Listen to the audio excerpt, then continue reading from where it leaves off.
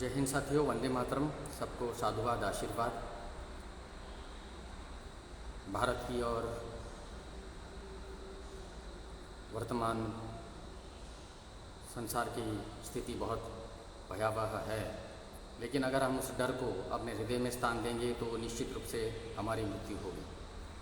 बड़े बड़े युद्धों का सामना, बड़े बड़े संकटों का सामना करते हुए विजय पाई है हिंदुस्तानियों ने, और मैं यही अपेक्षा करूंगा कि आप सभी धैर्य बनाए रखिए। निश्चित विजय हमारी होगी। आज मेरे संयम जीवन के 23 वर्ष पूर्ण हुए। आज से 23 वर्ष पूर्व मैंने साधना के इस क्षेत्र में कदम रखा और आज आप सभी के बीच में हूँ मैं। उम्र के 24 वर्ष की अवस्था में मैंने संन्यास लिया और आज 24 + 23 47 वर्ष मेरे जीवन के पड़ाव के समाप्त हो गए और आज मैं आप सभी के बीच हूँ।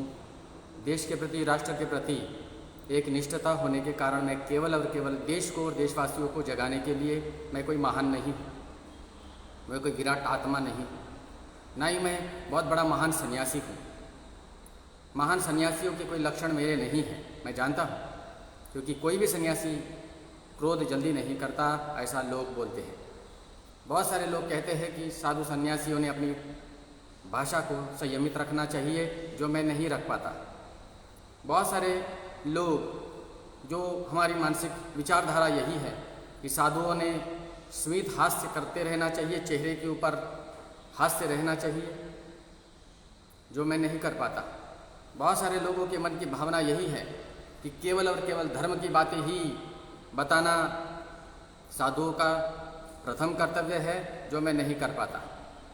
मैं केवल और केवल देश हितवादी बात करता हूँ और देश के साथ में जो खड़ा होता है मैं उसी की बात करता हूँ। आज मुझे 23 वर्ष हो गए इस संन्यास जीवन के, लेकिन इन 23 वर्षों में बहुत सारे कठिन कठिन प्रसंग मेरे जीवन में आए हैं, लेकिन मैंने कभी हिम्मत नहीं हारी।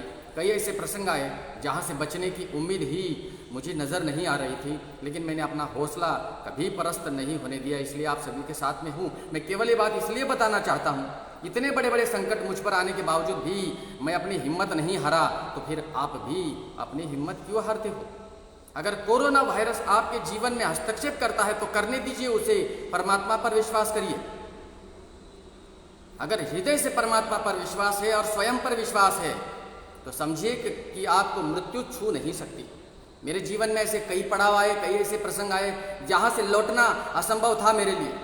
मेरे शत्रु मेरे अपने हैं, मेरे शत्रु राजकीय शत्रु है, चाहे वो हमारे पार्टी के हो, चाहे फिर विपक्ष में बैठे हुए लोग हो जो मुझे पसंद नहीं करते, क्योंकि उन्हें पता है कि यह सन्यासी वही बोलता है जो राष्ट्र हित में है। और अधिकतर ऐसे नेता लोग हैं, ऐसे लोग हैं, चाहे सरपंच से लेकर के बड़े से बड़े पोस्ट तक संवैधानिक पद पाए हुए उन लोगों को मैं रास नहीं आता, क्योंकि मैं केवल और केवल देश हितवादी बात करता हूँ।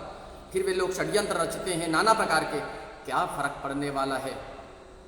स्वतंत्रता के लिए लड़ने वाले, प्राण देने वाले असंख्यात लोग इस संसार से विदा हो गए।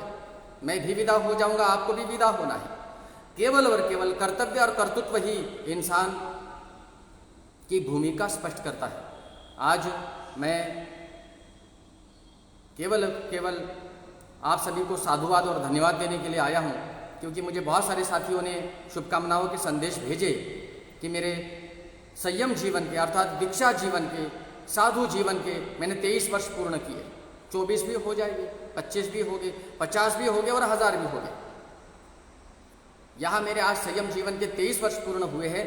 इसीलिए दाद दिखाने वालों को मैं आज कुछ नहीं बोलूँगा, क्योंकि मैं केवल और केवल उद्बोधन दे रहा हूँ। दाद दिखाने वालों के लिए आज कुछ नहीं बोलने वाला। इतना संयम मैं आज अवश्य रखूँगा, चाहे गाली दे दूँ, आज कुछ नहीं बोलूँगा, क्योंकि आज कम से कम आज मैं मौन रहने वाला हूँ। मेरा जो जीवन है मैंने केवल और केवल मातृभूमि के लिए समर्पित किया है, और इसी कारण बहुत सारे लोग मेरे विरोध में खड़े होते हैं, नाना प्रकार के षड्यंत्र रचे जाते हैं मुझे परास्त करने के लिए। लेकिन मेरा विधाता, मेरा महाकाल, मेरा महावीर और अनंत भाई बहनों के, बंधु बहनों के शुभकामनाएं मेरे साथ निरंतर रहती, इसीलिए मेरा कोई बाल नहीं बांका कर सकता। और जो होगा वो देखा जाएगा।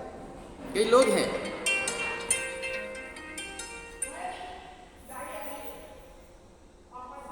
है? हाँ ठीक है, आने दो। अरे भाई बाद में करो। तो मेरा आप सभी को बहुत बहुत धन्यवाद, सभी को हृदय से आशीर्वाद। कई भारतीय जनता पार्टी से संबंधित बहुत सारे साथियों ने मुझे दीक्षा दिवस की शुभकामनाएं दी।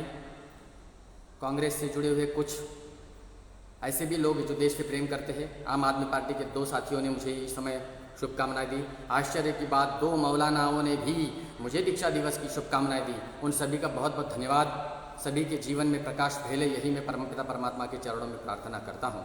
कुछ लोग आए हैं, मुझे मिलने जाना पड़ेगा क्योंकि मैंने उन्हें समय दिया था, इसलिए मेरी मजबूरी है आप सभी के बीच इस समय का साथ छोड़कर उन सभी के साथ चर्चा करने जाता हूँ, क्योंकि जिनको मैंने समय दिया था उनके साथ समय बिताना मेरा प्रथम कर्तव्य है।